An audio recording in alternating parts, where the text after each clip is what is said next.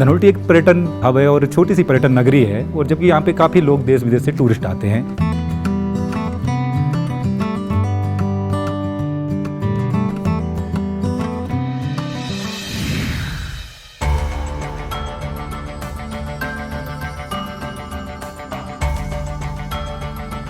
यहाँ पे इतना ज़्यादा कुछ लोग न तो जागरूक थे, जगह जगह कूड़ा करकट बिखरा रहता। हमारे यहाँ रिजर्व फॉरेस्ट आता है, जगह जगह जंगलों में कूड़ा फेंका जाता है। होटलों के द्वारा भी क्योंकि सेग्रीगेट नहीं किया जाता था, तो और जगह जगह कूड़े के ढेर लगे रहते हैं, जिससे कि बहुत ज़्यादा एक विश्व मानचित्र पे धनोल्टी की छवि बहुत खराब हो रही थी।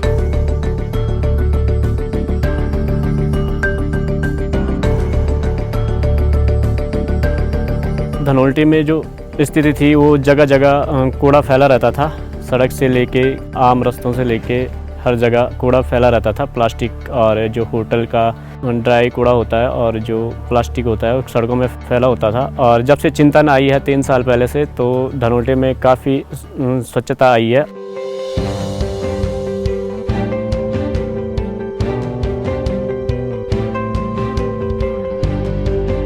पहले क्या करते लोग कि चाहे लोहे का टुकड़ा हो गया, चाहे टीन हो गया, चाहे कुछ भी हो गया, उसको ये कोने में फेंक देते थे। अब जब देखा है कि चिंतन संस्था आई है, वो भी सेग्रीगेट कर रहे हैं कूड़े, वो कूड़ा भी बिकता है, तो लोगों के अंदर ये आया कि क्यों ना हम भी एक अलग से सेग्रीगेट करें, अपने पास से भी वो करके, फिर उससे भी एक आय की अर्निंग होती है कि जो भी चाहे 50 रुपये मिले, 100 मिले, तो वो भी एक अपना इस तरह से सेग्रीगेट करता है।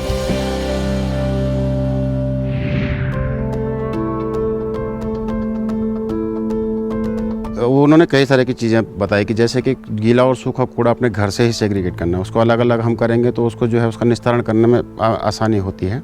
और हमने अगर घर से ही अगर उसका निस्तारण ढंग से नहीं किया तो फिर जो कूड़ा ले जाने वाला है या जो भी गाड़ी में ले जाएगा या ठेली में ले जाएगा, वो फिर उसका उस तरह नहीं पड़ेगा। सूखा गीला कूड़ा जो है अलग हमें घर से ही करना पड़ेगा।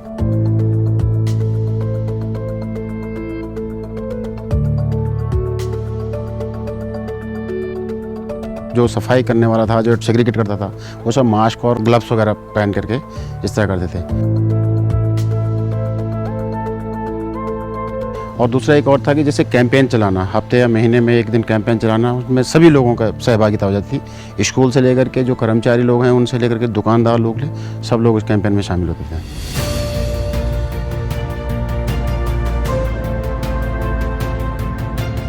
उन्हें धीरे धीरे बताया गया कि इसको करके अलग अलग सेग्रीगेशन करके हमको दो, तो टाइम लगा।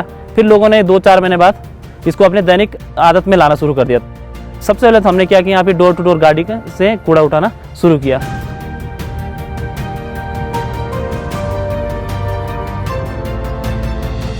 और लोग हमको प्रॉपरली अपने होटल का, अपने रेस्टोरेंट का जो भी गीला सूखा कूड़ा निकलता वो गाड़ी में अलग अलग खानों में डाल देते थे, और वहाँ पे हम उसको सेग्रीगेशन करते थे।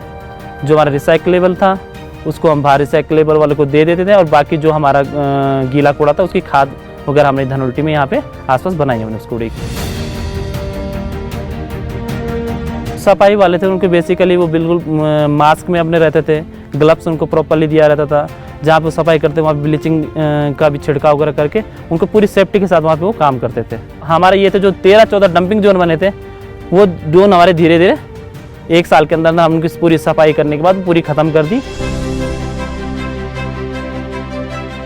तो हमने यहाँ पे अपने व्यापारियों को समझाया और एक जागरूकता आई हम लोगों के बीच में कि स्वच्छता के प्रति हमें कैसे काम करना है। डोर टू डोर जो कूड़ा कलेक्शन है उसको कैसे होना है, गीला कूड़ा अलग कैसे करना है, सूखा अलग कैसे करना है।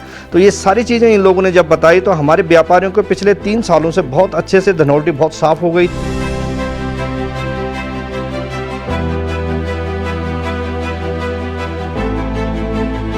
हम तो करते थे पहले, लेकिन अलग अलग नहीं कहते, जैसे बोलते सेग्रीगेट करना। तो लेकिन चिंतन सोसाइटी ने सबको ये बताया कि गीला कहाँ डालना है, सूखा किधर डालना है। बहुत बढ़िया कार्य किया। दूसरी चीज़, अगर कोई पर्यटक आए, अब पर्यटक के हाथ में बोतल है या फेंकना या कुछ करता है, तो हम उसको जो है टोकते हैं कि आप ये देखो कि यहाँ पे कितनी सफाई है, आप जो है बाहर से आके यहाँ गंदगी मत करो। जब हम टोकेंगे तो वो अपने आप समझेगा, वो दूसरे को भी बताएगा भैया ऐसे काम मत करना। बार बार हम स्वच्छता अभियान चलाते हैं इको पार्क समिति के माध्यम से। वन विभाग का हमारा पूरा सहयोग होता है, हम सब साथ मिलकर इस कार्य को करते हैं।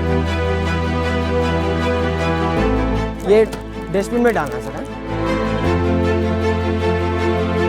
जो सफाई दिखती है तो टूरिस्ट भी जब सफाई देखता है तो कूड़ेदान में ही डालता है, यार यहाँ पे साफ सुथरा दिख रहा है तो हम इधर उधर क्यों डालें कूड़ा।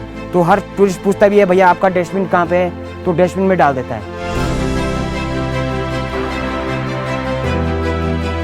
जैसे कि मैं होटल व्यवसायी हूँ तो मुझे पता है कि होटल में कई तरीके का कूड़ा होता है। उसमें एक गीला कूड़ा होता है जिसे हम कंपोस्ट के लिए यूज़ करते हैं।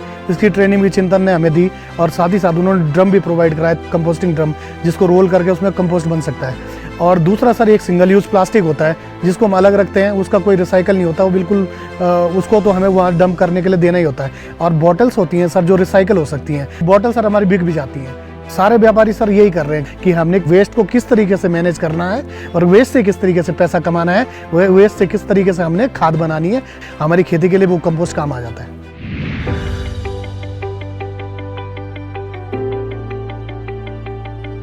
चिंतन वाले आए थे, उन्होंने हमें बताया है कि प्लास्टिक के बर्तन में जब खाना डालते हैं हम गरम गरम, उससे वो पिघल जाते हैं, इसलिए हम नहीं करते, इसलिए स्टील ही यूज करते हैं हम लोग। तो इससे डिस्पोजल तो महीने में कई हज़ार रुपए के लग जाते हैं। स्टील का बर्तन तो एक बार खरीद लेते हैं और उससे हमें कई साल तक चल जाता है।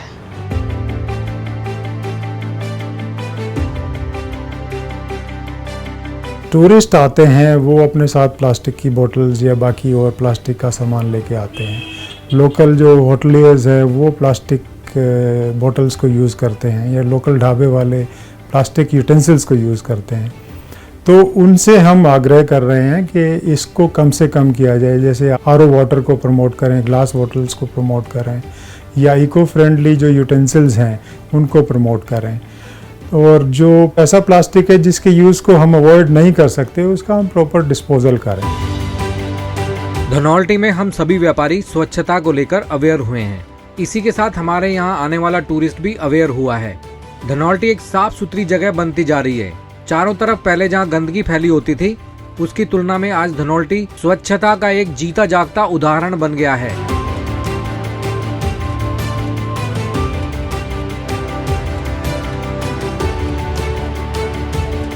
चिंतन ने यहाँ जो काम किया है, बहुत लोगों को यहाँ जागरूक किया है, बहुत अच्छा काम किया है। नदियाँ बिल्कुल साफ हो गई हैं, एनवायरनमेंट बिल्कुल स्वच्छ हो गया है।